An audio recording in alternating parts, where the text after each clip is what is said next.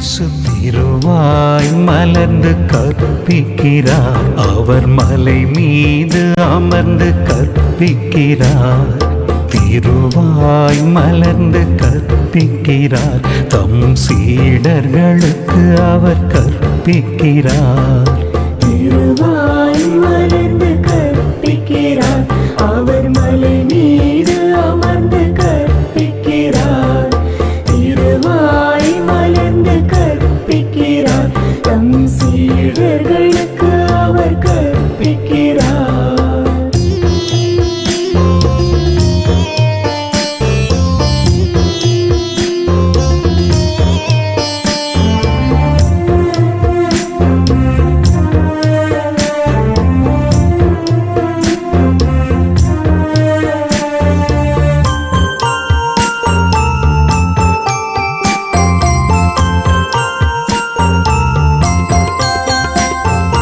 ஏழையரின் உள்ளத்தோர் பேரு பெற்றோர்,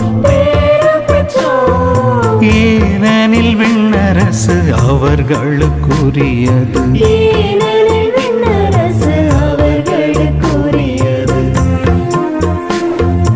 துயருருவோர் பேரு பெற்றோர்,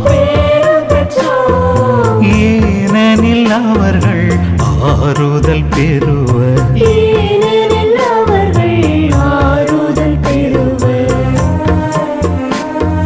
கனிவு உடையோர் பேரு பெற்றோர், ஏனெனில் நாட்டை உரிமை சொத்தாக்கிக் கொள்வர்.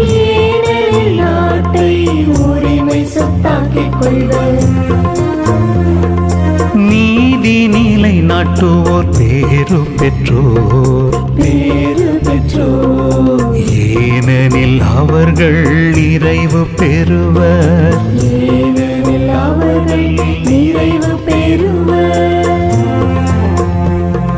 திருவாய் மலர்ந்து கற்பிக்கின்றார். மலை மீது அமர்ந்து கற்பிக்கின்றார். திருவாய் மலர்ந்து கற்பிக்கின்றார். தம் சீடர்களுக்கு அவர் கற்பிக்கின்றார்.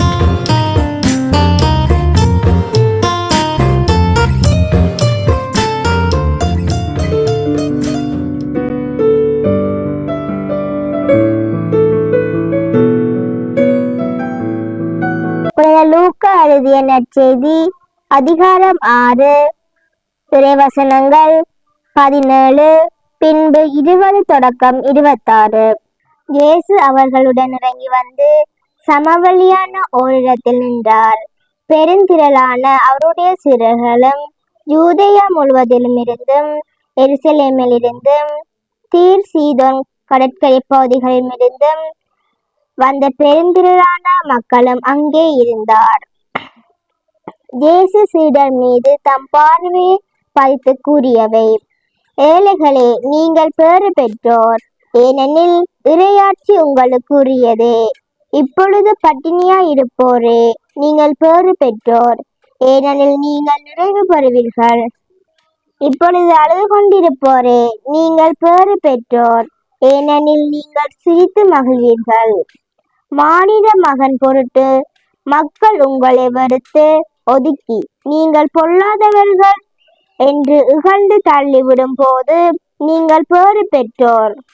அந்நாள்களில் துள்ளி மகிழ்ந்து கொண்டாடுங்கள், ஏனெனில் விண்ணுலகில் உங்களுக்கு கிடைக்கும் கைமாறு மிகுதியாகும். அவர்களுடைய மூதாதையரும் இறைவாக்கினரும் இவ்வாறு செய்து வந்தனர். ஆனால் செல்வர்களே, ஐயோ உங்களுக்கு கேடு, ஏனெனில் நீங்கள் எல்லாம் அனுபவித்து விட்டீர்கள். இப்போது உண்டு கொழுத்திருப்போரே, ஐயோ உங்களுக்கு கேடு, ஏனெனில் பட்டினி கிடப்பீர்கள். இப்போது சிரித்து இன்புறுவோரே, ஐயோ உங்களுக்கு கேடு, ஏனெனில் துயரிட்டு அழுவீர்கள். மக்கள் எல்லாரும் உங்களை புகழ்ந்து பேசும்போது ஐயோ உங்களுக்கு கேடு, ஏனெனில் அவர்களின் மூதாதையரும் போலி இறைவாக்கினரும் இவ்வாறே செய்தார்கள். இது வாழ்வு தரும் இயேசு கிறிஸ்துவின் நற்செய்தி.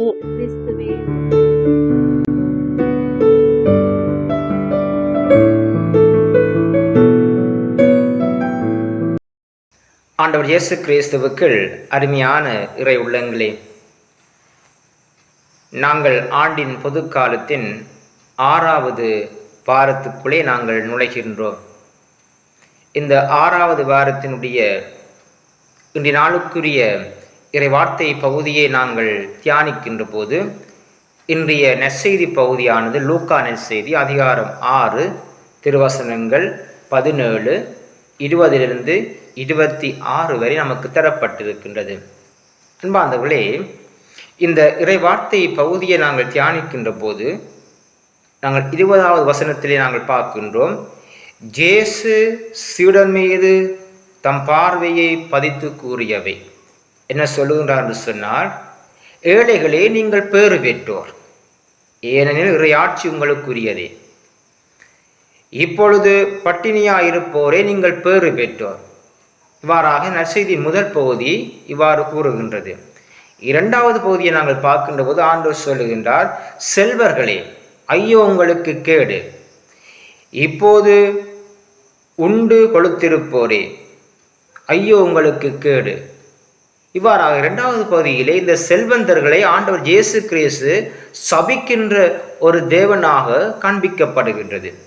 அன்பார்ந்தவர்களே, இந்த 2 பகுதியில் நாங்கள் தியானிக்கின்ற போது இயேசு ஏழைகள் எப்பொழுதும் ஏழைகளாக இருப்பதுதான் இயேசுனுடைய விருப்பமா,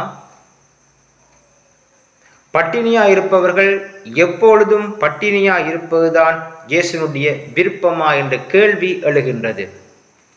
2வது பகுதியை நாங்கள் பார்க்கின்ற போது ஆண்டவர் சொல்லுகின்றார், செல்வர்களே ஐயோ உங்களுக்கு கேடு. இயேசுனுடைய போதனையை நாங்கள் பார்க்கின்ற போது பல இடங்களிலே நற்செய்திகளிலே பல இடங்களிலே ஆண்டவர் சொல்லுகின்றார், செல்வர்களே ஐயோ உங்களுக்கு கேடு. செல்வந்தர்களை சபிக்கின்ற ஒரு தேவனாக காண்பிக்கப்படுகின்றார். ஆண்டவர் சொல்லுகின்றார், செல்வந்தர்கள் இறையாட்சிக்கு நுழைவதை விட ஊசியின் காதில் ஒட்டகம் நுழைவது எளிது என்று ஆண்டவர் சொல்லுகின்றார். இங்கே செல்வந்தர்கள் இறையாட்சிக்கு நுழைய மாட்டார்களா, ஏழைகள் மட்டும்தான் இறையாட்சிக்குரிய மக்களா என்ற கேள்வி இங்கே எழுகின்றது. ஆனால் இயேசுனுடைய போதனை இது 2ம் அல்ல, இது 2ம் தவறான ஒரு கூட்டாக இருக்கின்றது. ஏழைகளுக்குத்தான் இறையாட்சி உரிமையானது, செல்வந்தர்களுக்கு இறையாட்சி உரிமை இல்லை என்பது இயேசுனுடைய போதனை அல்ல. ஆகவே ஆண்டவர் இயேசு கிறிஸ்து இங்கே போதிப்பது என்னவென்று சொன்னால், இல்லாதவர்கள் ஏழை அல்ல, மாறாக இருக்கின்றவர்கள் அடுத்தவர்களுக்கு உதவி செய்யாமல் இருப்பதுதான் ஏழ்மைத்தனம். நல்ல மனமில்லாத மக்களாக இந்த செல்வந்தர்கள் காணப்படுகின்றார்கள். எல்லா வசதி வாய்ப்புகளும் இருக்கின்றது, எல்லா செல்வங்களும் இருக்கின்றது, இருந்தாலும் அடுத்திருப்பவனுக்கு, பசியோடு இருப்பவனுக்கு அவர்கள் உதவி செய்யாத மக்களாக இருக்கின்றார்கள் என்பதுதான் தவறாக இருக்கின்றது. ஆகவே ஏழைகள் அவருடைய உள்ளங்களை நாங்கள் பார்த்தோம் என்று சொன்னால் ஏழைகளாக இருப்பார்கள், ஆனால் அவர்களுக்கு உதவி செய்கின்ற மனப்பான்மை இருக்கும்.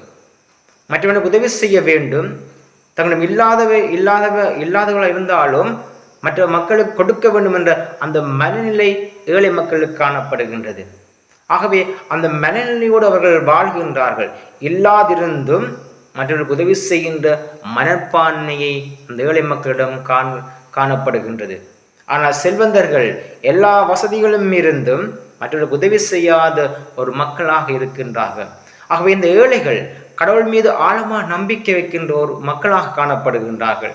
தங்களுடைய கஷ்டத்தின் மத்தியிலும் ஆண்டவரை பற்றி பிடிப்பார்கள். தங்களுக்கு துன்பங்கள் வருகின்ற போதும், வேதனைகள் வருகின்ற போதும், நெருக்கடிகள் வருகின்ற போதும், பிரச்சனைகள் வருகின்ற போதும் ஆண்டவரை பற்றி பிடிப்பார்கள். ஆனால் அந்த செல்வந்தர்களுடைய எண்ணங்களை பார்த்தோம் என்று சொன்னால் ஆண்டவரை தேடுவார்கள், மேலோட்டமாக தேடுவார்கள். அவருடைய எண்ணங்கள் எல்லாம் செல்வத்தின் மீதே இருக்கும். சொத்துக்களை சேகரிப்பதும், தங்களுடைய சொத்துக்களை என்ன செய்வது என்ற எண்ணங்கள் ஓடிக்கொண்டிருப்பதும் தான் இந்த செல்வந்தர்களுடைய மனநிலையாக இருக்கின்றது. ஆகவே இந்த செல்வந்தர்களுடைய எண்ணங்கள் எல்லாம் செல்வத்தின் மீதே இருக்கும். ஆகவே ஆண்டவர் சொல்லுகின்றார், ஏழைகள் முறையாட்சிக்குரிய மக்கள், செல்வந்தர்கள் முறையாட்சிக்குரிய மக்கள். எங்களுடைய மனநிலை சரியாக இருந்தது என்று சொன்னால், எங்களுடைய எண்ணங்கள் சரியாக இருந்தது என்று சொன்னால் நாங்கள் எல்லாம் இறையாட்சி மக்கள். ஏழையரின் உள்ளத்தோர் பேரு பெற்றோர்,